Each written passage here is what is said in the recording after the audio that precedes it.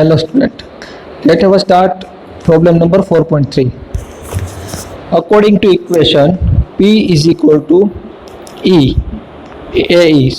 the induced dipole moment of an atom is proportional to the external field. હવે આ sentence આપણને શું કહેવા માંગે છે તો કે આમાં આપણે કોઈ ડાયપોલ મોમેન્ટ જેમાં મટીરિયલમાં ડાયપોલ મોમેન્ટ જે ક્રિએટ થાય છે તે કોના અકોર્ડિંગ ટુ થાય, મતલબ કોના ઉપર ડિપેન્ડન્ટ હોય તો કે directly proportional to the external field. જેટલું ફિલ્ડ તમે એપ્લાય કરશો એટલી મોટી ડાયપોલ મોમેન્ટ ઊભી થશે. ફિલ્ડનું સ્ટ્રેન્થ વધારો ડાયપોલ મોમેન્ટ કેવી થાય વધે, ને ફિલ્ડની સ્ટ્રેન્થ ઘટાડો તો ડાયપોલ મોમેન્ટ ઘટે. Okay, this is the rule of thumb. હવે થંબ રૂલ કોને કહેવાય? આપણે થંબ રૂલ જોઈએ. આ અંગૂઠો છે. હવે જ્યારે પ્રવાહની દિશા આ તરફ હશે ત્યારે પ્રવાહની દિશા આ તરફ હશે ત્યારે જે ફોર્સ લાગશે એ ક્યાં દિશામાં લાગશે? અપવર્ડ ડાયરેક્શનમાં, થંબની દિશા. ઓકે, તો આવી રીતે એક થંબ રૂલ આપતો. તો this is the thumb rule. આને આપણે રૂલ ઓફ થંબ કહી શકીએ. Not a fundamental law. આ કોઈ ફંડામેન્ટલ લો નથી. And it is easy to concoct exception in a story. એટલે આમાં થોડુંક એક એક્સપેક્શન પણ છે આ આખી ઘટનામાં. જેમ કે પી ઇઝ ઇક્વલ ટુ આપણે કીધું કે એ ઈ, અને ડાયરેક્ટ ડાયપોલ મોમેન્ટ છે તે એક્સટર્નલ ફિલ્ડને પ્રોપોર્શનલમાં છે. તેમાં થોડુંક ચેન્જ પણ હોઈ શકે. Okay, for example, the charge density of the electron cloud were proportional to distance from the center out to a radius r. તો આપણે જોઈએ કે એક્ઝામ્પલ તરીકે તો એક ચાર્જ ડેન્સિટી છે ઇલેક્ટ્રોન ક્લાઉડની તે પ્રોપોર્શનલ ટુ છે. કોના પ્રોપોર્શનલ ટુ છે? તો કે distance from the centre out of radius R. તો કે સેન્ટરથી ડિસ્ટન્સ. જો ક્લાઉડની ડેન્સિટી આ છે, સેન્ટર છે, અને સેન્ટરની આસપાસ કેટલું ડિસ્ટન્સ છે, આ ડિસ્ટન્સ જેટલું છે તે ડિસ્ટન્સ ઉપર પ્રોપોર્શનલમાં છે. ડિસ્ટન્સ વધારે તો વધશે, ડિસ્ટન્સ ઓછું તો ઘટશે. તો ડેન્સિટી ઉપર કોના ઉપર ડિપેન્ડ છે? કે આપણે સેન્ટરથી ડિસ્ટન્સ ઉપર ડિપેન્ડન્ટ છે.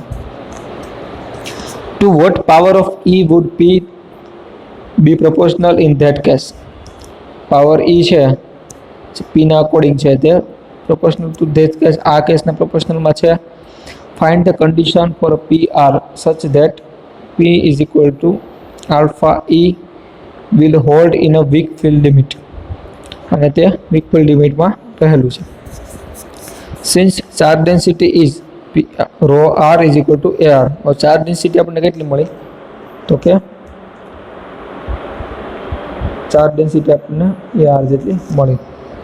તો according to Gauss law મુજબ the electric field is given by close integration E into dA. હવે જો ક્લોઝ ઇન્ટિગ્રેશન શા માટે? તો કે આ ક્લોઝ કોઈ જે પાથ આપણે લીધો કોઈ વસ્તુની વાત કરીએ છીએ તે એ ક્લોઝ છે, મને બાઉન્ડ્રીથી બંધાયેલો છે. સપોઝ કે આની અંદર ક્લાઉડ છે, આની વાત કરીએ છીએ તો આની બાઉન્ડ્રીની બહાર કોઈ પણ ઇલેક્ટ્રોન ધરાવતું નથી, કે આની અંદર જ જે છે એ બધું છે, એના માટે આપણે કહી શકાય. તો ગોસ લો મુજબ close integration E into DA, તો ડીએ શું છે? તો કે એક small part of area is equal to E in bracket 4 pi r square is equal to 1 upon epsilon 0 Q enclose is equal to 1 upon epsilon 0 થી r AR 4 pi r square dr. આ રીતે આપણે electric ફિલ્ડમાં જોઈ શકીએ છીએ. or E is equal to 1 upon 4 pi r square 4 pi a upon epsilon 0. Okay, r4 upon 4 is equal to ar square upon 4 epsilon 0. The internal field balance the external field E when the nucleus of contain an amount of D. તો internal field balance છે એ કઈ રીતે થાય? તો external field અને internal field બે balance થઈ જાય ક્યારે? ઇક્વલ હોય ત્યારે. ન્યુક્લિયસ કેવું હોય? Of centre of an amount D hence. Of સેન્ટરનો મતલબ શું થાય? તો કે જ્યારે કોઈ ન્યુક્લિયસ છે તે એક્ઝેક્ટ સેન્ટરમાં હોય ત્યારે એને સેન્ટર વાળું કહેવાય. અને જ્યારે તે સેન્ટરમાં ન હોય, અહીંયા ન્યુક્લિયસ આવતું હોય તો એ ઓફ સેન્ટર કહી શકાય. ઓકે, તો એના માટે AD square upon 4 epsilon 0 is equal to E vector is equal to D is equal to under root 4 epsilon 0 E by A. તો આ આખું શું આપ્યું છે કે બેલેન્સ કઈ રીતે થાય છે બે ફોર્સ, ઇન્ટરનલ ફોર્સ અને એક્સટર્નલ ફોર્સ બે એકબીજાને બેલેન્સ કઈ રીતે કરે તે આપેલું છે. ઓકે, નાઉ લેટ હવે સી. આમાં ફોટો કટ થયો છે પણ ઉપર જે સેન્ટેન્સ છે એ હું બોલું છું.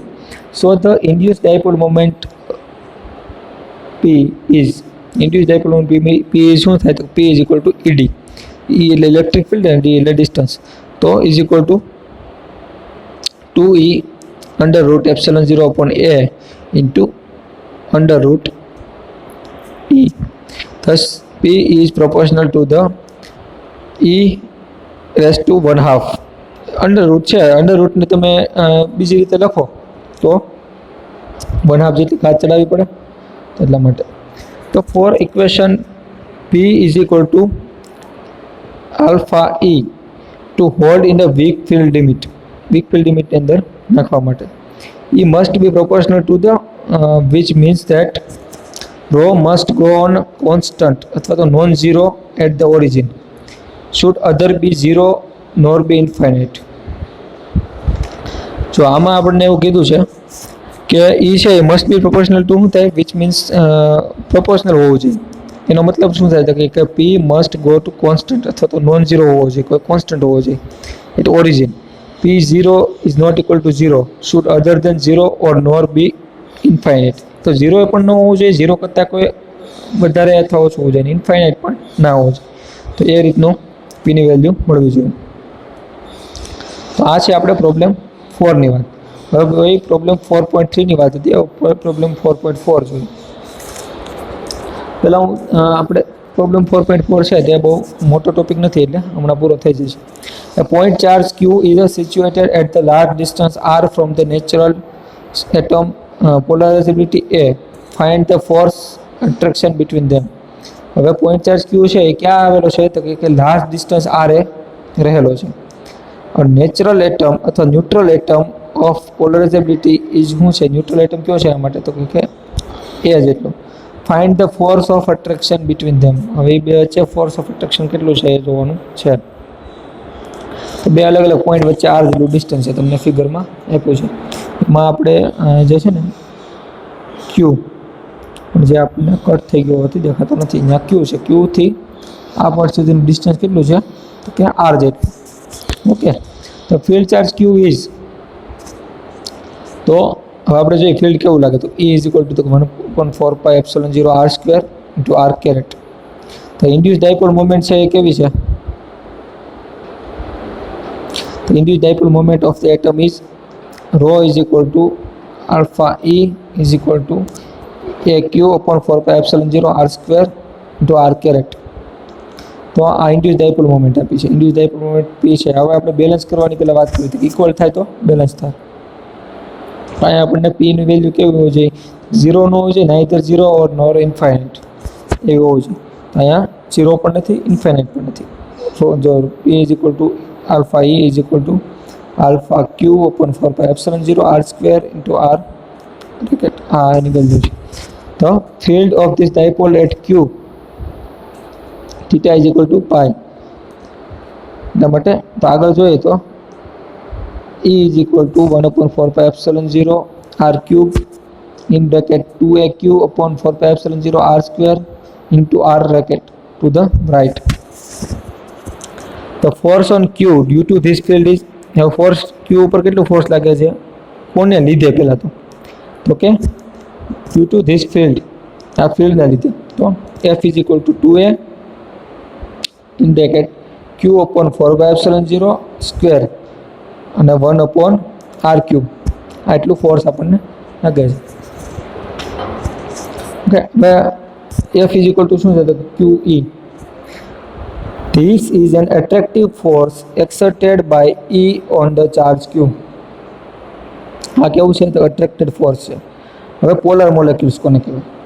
પોલર મોલેક્યુલ્સનો ટોપિક આઈ થિંક થોડોક લાંબો છે, તો આપણે નેક્સ્ટ લેક્ચરમાં જોઈ લઈશું. આ લેક્ચરમાં પહેલાં આપણે સમજીએ કે this is an attractive force exerted by E on charge Q. તો આ શું છે? એક પ્રકારનો, જો બે પ્રકારના ફોર્સ, એક એટ્રેક્શન ફોર્સ અને બીજું છે રિપલ્ઝન ફોર્સ. તો આ જે ઈ છે તે કેવું છે? એટ્રેક્શન. એટ્રેક્શન મતલબ કેવું હોય? તો કે એક પોતાના તરફ આકર્ષે, અને આકર્ષવા માટે એક કન્ડિશન, આમ તો બે કન્ડિશન હતી, તે કઈ કઈ હતી? જો આ કોઈ પણ વસ્તુ, આ એટ્રેક્શન અને રિપલ્ઝન માટેની એક કન્ડિશન છે. જો કે સમાન ધ્રુવો હોય તે એકબીજાને આકર્ષે, અને સમાન ધ્રુવો અપાકર્ષે મતલબ રિપેલ કરે, અને અસંગત અલગ અલગ ધ્રુવો, માનો કે પોઝિટિવ અને નેગેટિવ, ઇલેક્ટ્રોન અને પોઝિટ્રોન. ઇલેક્ટ્રોન ને પ્રોટોન છે તે અલગ અલગ પ્રકારનું છે, એક પોઝિટિવ છે એક નેગેટિવ છે, તો એકબીજાને કેવું કરશે? આકર્ષશે. અને આપણે જોઈએ કે પોઝિટિવ પોઝિટિવ અથવા નેગેટિવ નેગેટિવ, ઇલેક્ટ્રોન ઇલેક્ટ્રોન ભેગા થાય તો એકબીજાને રિપેલ કરશે. તો આ રીતે આમાં કેવું ફોર્સ છે? Attractive force. એની ઉપરથી આપણે એવું કહી શકીએ કે ચાર્જ ક્યુ અને જે આની અંદર છે સોર્સની અંદર, તે બંને કેવા હશે? તો કે ઓપોઝિટ ચાર્જ હશે, એક પોઝિટિવ હશે તો એક નેગેટિવ હશે, તો જ એટ્રેક્ટ કરી શકે ને. તો એટ્રેક્ટિવ ફોર્સ છે કોના ઉપર છે? તો કે ચાર્જ ક્યુ ઉપર. તો અને કોના ઉપર પ્રોપોર્શનલમાં છે? તો કે ફિલ્ડના પ્રોપોર્શનલમાં હોય. અને હંમેશા યાદ રાખવા જેવી વસ્તુ કે જે આ જે છે પી છે તે શુડ નોટ 0 ઓર નોર ઇન્ફાઇનાઇટ.